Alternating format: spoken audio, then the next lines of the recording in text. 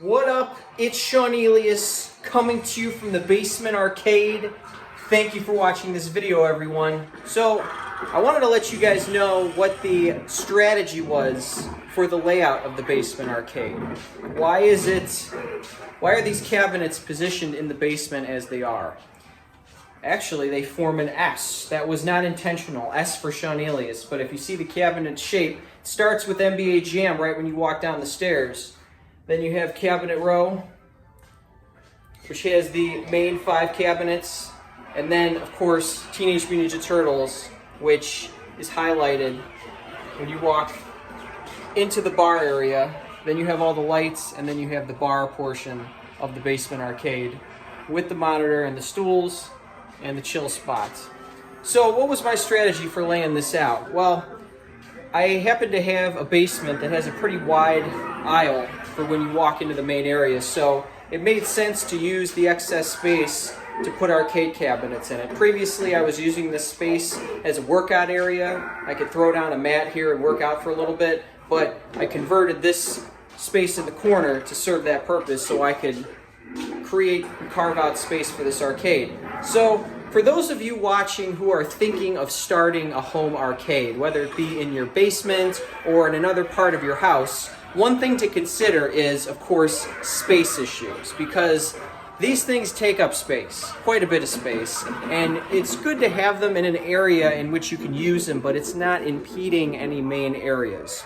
So having a dedicated room specifically for the games is ideal. I happen to have the basement, which was perfect for the Basement Arcade. Now, of course, there are difficulties running into having a basement arcade, such as running the risk of having floodwaters take out the machines, as what happened to me last year.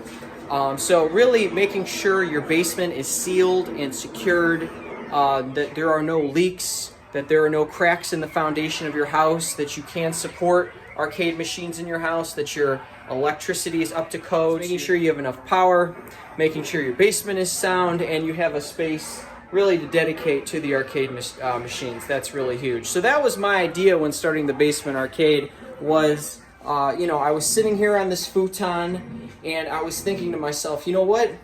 This would be a great space to create a basement arcade. I have the space, I have the technology, I have the funds. Let's make this dream a reality. And here we are, 7 cabinets later, we have the Basement Arcade. So another strategy for cabinet placement, especially in cabinet row, was I really wanted to make the side art visible on cabinet row. I see a lot of people putting these so close together that you can't really see the side art. Golden Axe has some great side art. You can kind of see the Marvel superhero side art right here. You'd have to look down. With the lights the way they are, it's kind of dark, so it's hard to really get into the detailed side art, but you can see on this side, I'll swap the camera around here.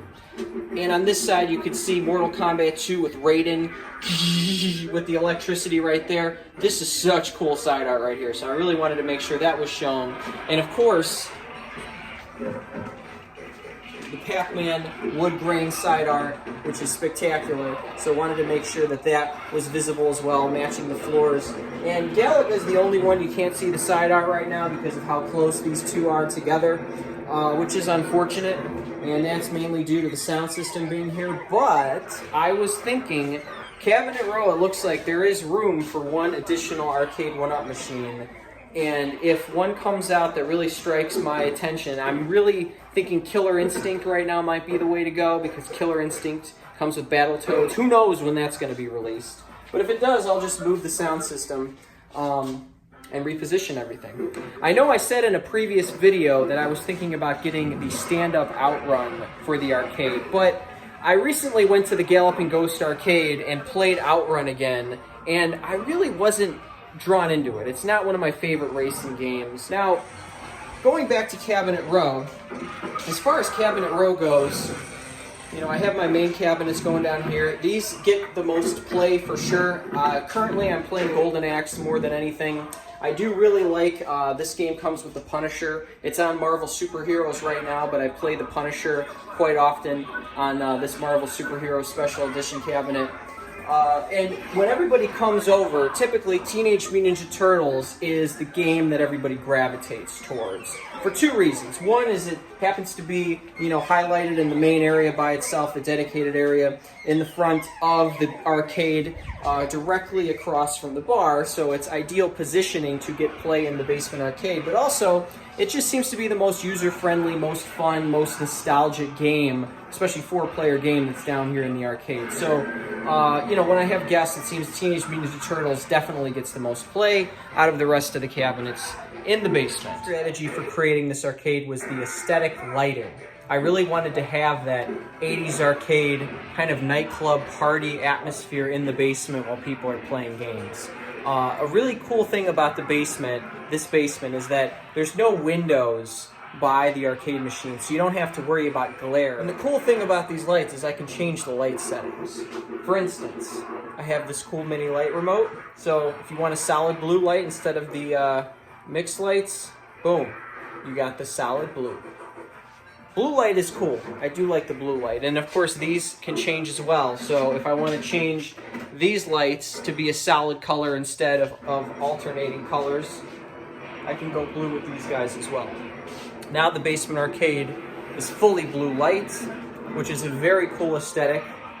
And the arcade cabinets are positioned in a way that nobody's going to be stepping on each other's toes. There's enough spacing between all the cabinets to make sure that there could be 14 people playing these games if they wanted to. So there's enough control spaces for 14 players throughout all the games on Cabinet Row and Teenage Mutant Ninja Turtles. Actually, there's 18 players possible playing at one time in the basement arcade. 18 players can play at the same time if they wanted to down here.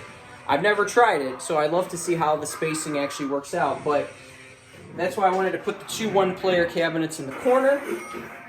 4 players sticking out, so there's enough space for 4 players around here. And the 2-player control decks accordingly as well, enough spacing so that 4 people could be playing here. And then, of course, Golden Axe could have 4 playing at the same time. What a sight it would be. Someday I will make a video of 18 people playing at the same time, if I can get a real good party going. Man, that'd be a wild crowd. Now, when you factor in the logistics of having a basement arcade and the costs associated with an arcade, the costs themselves, the upkeep is virtually non-existent. The only part that I've had to replace so far is the joystick on Galaga. And there was a previous video of me doing that, replacing the joystick with a Sanwa joystick. That cost, $30 at the most, but I was fortunate that all of the cabinets I ordered from Arcade1UP, this one I purchased in-store from Walmart, so this was an in-store purchase. The first one I ever bought. This one worked perfectly as I put it together. There were no issues with any of the monitors, any of the control decks out of the box, so I'm fortunate that I did not have any issues there. But, the prices vary, and I'm going to do another video in the future detailing the costs of starting a basement arcade. So look for that video in the future. But just wanted to do a walk around and explain the logistics of managing an arcade, of running an arcade, and it's definitely worth it. If anybody is thinking of starting a basement arcade or opening an arcade in your home, definitely do it, because even if you don't get a lot of play out of the machines, this is a great space to hang out, clear your head, just the energy of walking through an arcade there's nothing quite like it. So it's really great to have that in your home, and a lot of times I'll just lay down on this futon here and bask in the sounds and the visuals and the energy of the arcade. And there have been many nights when I've laid down on this futon and gone to sleep with the sights and sounds of the arcade behind me and the cool visuals of the bar as well. So thank you for watching this video, everyone. And as always, welcome to the Basement Arcade.